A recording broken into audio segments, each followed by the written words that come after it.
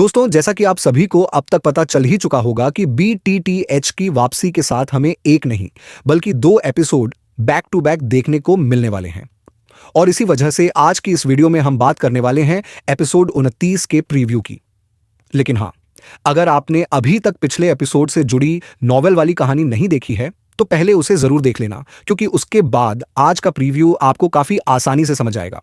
फिर भी मैं यहां पर आपको एक छोटा सा रिकैप दे देता हूं। तो हुआ कुछ यूं था कि हनीस जी ने सभी के सामने साफ साफ ऐलान कर दिया था कि अगर किसी को जिंदा रहना है तो उसे उनके सामने घुटने टेकने होंगे। लेकिन उनकी ये बात सुनते ही यार्डिंग पूरी तरह भड़क उठते हैं। तभी हनीस वहां पर नाइटिंग डिवॉरिंग फ्लेम को बुला लेते हैं और उसे देखते ही वहां मौजूद सभी लोगों की हालत खराब हो जाती है। लेकिन यार्डिंग भी पीछे हटने वालों में से नहीं थे। उन्होंने तुरंत अपनी एक्शन फॉर्मेशन को एक्टिवेट किया और अपने फाउंडर को वहां पर समन कर लिया। हालांकि नाइटिंग डेवोरिंग फ्लेम पर इसका जरा भी असर नहीं पड़ा और दोनों के बीच एक जबरदस्त और खतरनाक मुकाबला देखने को मिला। इस लड़ाई का सबसे बड़ा नतीजा यह रहा कि सोल का फ्रैगमेंट पूरी तरह डिस्ट्रॉय हो गया। वहीं दूसरी तरफ नाइटिंग डिवाउरिंग फ्लेम को सिर्फ कुछ मामूली चोटें ही आईं। और यहीं पर यार्डिंग को एहसास हो जाता है कि शायद अब उनके क्लैन का अंत बिल्कुल करीब आ चुका है। अब यहीं से शुरू होता है प्रीव्यू का पहला बड़ा सीन। यहां हमें यार्डिंग काफी ज्यादा मायूस और परेशान नजर आते हैं। उनके आसपास उनकी यंग जनरेशन के कुछ वॉरियर्स भी मौजूद होते हैं, क्योंकि अब यार्डिंग ने एक बेहद खतरनाक फैसला ले लिया था। उन्हें पता था कि वो अपने पूरे क्लैन को तो नहीं बचा सकते, लेकिन कम से कम अपनी याक क्लैन की ब्लड लाइन को जिंदा रख सकते हैं। और इसी के लिए उन्होंने एक ऐसा प्लान बनाया था जिसमें उनके क्लैन के वॉरियर्स अपनी जान की कुर्बानी देने वाले थे। वो खुद को ब्लास्ट करेंगे जिससे नाइटिंग डिवॉरिंग फ्लेम द्वारा बनाए गए बैरियर में बड़े बड़े क्रैक्स पैदा हो जाएं। और जैसे ही बैरियर कमजोर होगा, उनके पास मौजूद यंग जनरेशन के वॉरियर्स वहां से भागकर सुरक्षित निकल सकेंगे। इस मिशन के लिए यार्डिंग जिस व्यक्ति को चुनते हैं वो कोई और नहीं बल्कि जियन होता है। इसी वजह से अगले प्रीव्यू सीन में हमें जियान अपने मास्टर के साथ यार्डिंग से मिलने पहुंचा हुआ दिखाई देता है। यहां यार्डिंग जियान से एक बेहद बड़ी रिक्वेस्ट करने वाले हैं। वो जियन से कहेंगे कि किसी भी कीमत पर उनकी ब्लड लाइन को बचा लेना। और उनका पूरा प्लान बिल्कुल साफ था।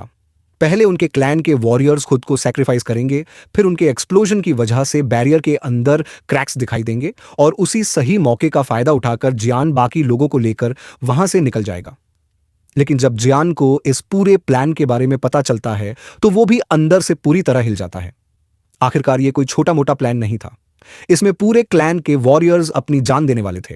और सबसे बड़ी बात यह थी कि यार्डिंग इतनी बड़ी जिम्मेदारी जियान के कंधों पर छोड़ रहे थे। यही चीज जियान के लिए सबसे ज्यादा शॉक करने वाली होती है।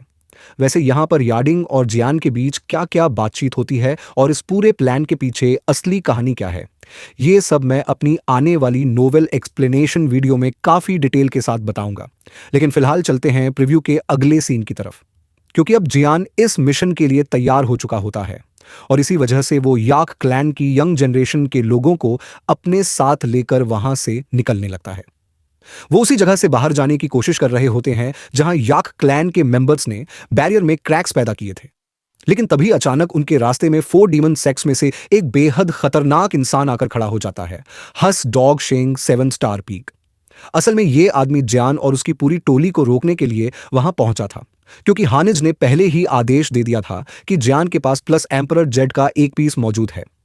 इसलिए किसी भी हालत में जियान को भागने नहीं देना है।